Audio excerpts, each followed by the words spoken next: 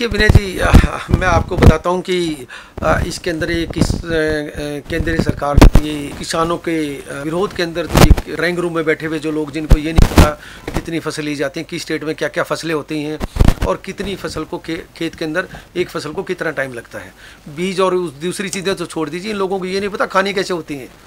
ये तो फोर्क और उस वाले हैं लोग। प्रोटेस्ट तो कर रहे हैं, कहीं पे भी शांति प्रिय प्रोटेस्ट करना है वो कर रहे हैं। अगर हाईवे को ब्लॉक करेंगे तो आपको पता ही है कि क्या हाल हो जाएगा, तराई तराई हो जाएगी। और जहाँ तक टोल टैक्स की बात है, ये केंद्र का तो इसमें होता नहीं है, सेंटर का है, इसलिए वहाँ पे लोगों ने, किसानों ने अपना प्रोटेस्ट कर रखा है। किसी के साथ हाथापाई नहीं कर रहे हैं, कहीं पे वायलेंस नाम की चीज़ नहीं हो रही, शांतिपूर्ण तरीके से हो रहा है। और इसके अंदर अगर केंद्रीय सरकार अगर आइडियल रुख को नहीं अपनाएगी जिस तरीके से अपना रखा है, अगर वो थोड़ा सा भी सॉफ्ट अप्रोच लेके चले और इनसे बात करे। किसान वहाँ पे दिल्ली में गए हैं, यहाँ पे करीबन 150 पूरे हिंदुस्तान के जो 150 से पौने 200 के करीब किसान गए थे, बेचारे बुजुर्ग लोग, 60-70 साल की एवरेज उनकी एज निकलती है। वो जाते हैं वहाँ पे और वहाँ पे जाते जी नहीं उसके अंदर क्या कहते हैं, जो केंद्रीय कृषि मंत्री हैं तोमर साहब, वो नहीं मिलेंगे, उनके सेक्रेटरी मिलेंगे। सेक्रेटरी साहब ने कभी खेती की है? उसके परिवार से कोई खेती करने वाला है? उसका दूर तक कोई रिश्तेदार है? उसके ड्राइवर, उसके पीएन है, उनको नहीं पता आज तक खेती क्या होती है। तो ये उन्होंने बहुत, केंद्र सरकार के बहुत सारे स्टेप ऐसे हैं कि एक संवाद करे, उनके साथ एक बातचीत करे, बातचीत करके ही हल निकाला जा सकता है। जिद में नहीं, तानाशाही पे नहीं, इस पे निकलेगा। सुने किसानों की सुने, करना नहीं करना वो अलग बात है, कम से कम उनकी सुने तो, एक प्लेटफॉर्म तो दे। ये नहीं कहते कि मोदी साहब आगे सुने, राष्ट्रपति आगे सुने, होम मिनिस्टर आगे सुने। जो कृषि मंत्री जो देश का है उसको पता है ये एग्रीकल्चर बेस्ड इकोनॉमी है मेरे कंट्री की, उसका एक एग्रीकल्चर मिनिस्टर या उसका एमओएस, उसके नीचे जो स्टेट मिनिस्टर होते हैं, कोई तो आए। अधिकारियों को आगे करने का लॉजिक क्या है?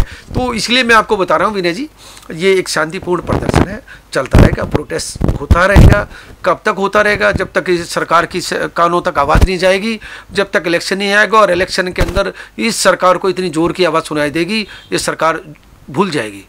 जिस तरह से अब केंद्र सरकार भी इसके बारे में नहीं सोच पा रही है, इनके विचार समक्ष लाने में देरी लगा रही है, तो अभी जो इलेक्शन हुआ तो उसका कुछ मतलब किसान आंदोलन के दौरान कुछ फर्क पड़ा इससे? देखिए, जहाँ तक क्यों नहीं, मैं विनय जी मैं अपने हरियाणा की बताता हूँ आपको। आप हरियाणा में एक बाई इलेक्शन था, बिल्कुल फार्मर्स कम्युनिटी में था, जहाँ पे जिसकी जो बड़ौदा कंस्टिट्यूंसी है, वहाँ के 100% आबादी किसान मजदूर की आबादी है। उन्होंने बता दिया, रूलिंग पार्टी पूरी सरकार, वहाँ पे पूरा मंत्रिमंडल, पूरी सरकार, कितने मंत्री और पूरी भाजपा की जो मशीनरी सारी वहाँ पे लगी हुई थी, पूरे हरियाणा की वहाँ लगी हुई थी। वहाँ पे क्या कहते हैं, एक सिंपल कार्यकर्ता आता है, कांग्रेस पार्टी से आता है और इनको ऐसी पटकनी दे के जाता है। जहाँ तक किसान की बात है, वो अपनी मांग शांति प्रिय हमेशा रखता है। वो हमेशा नमस्कार जयराम जी की बात करके करता है, जो भी हाथ जोड़ के बात करता है, जनाब हमारी बात सुन लीजिएगा। उसके ऊपर कोई अधिकारी या जो नेता है वो गौर नहीं फरमाते, उसको गारंटी ले रखा है। नंबर 3, आज मैं टिकैत साहब जैसे जो महानुभाव थे, हमारे किसानों के मसीहा थे, उन जैसे नेता की आज लीडरशिप की कमी हो रही है। नहीं तो आज पता लग जाता कि दिल्ली को कैसे दूध पानी सप्लाई हम दी जाती है। तीसरी बात मैं आपको कहना चाह रहा था, इसका हल क्या निकलेगा?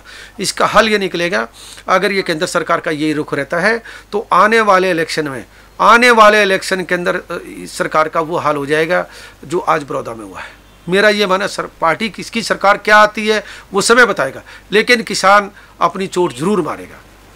Thank you for watching NT24 News, the National Tele 24 News.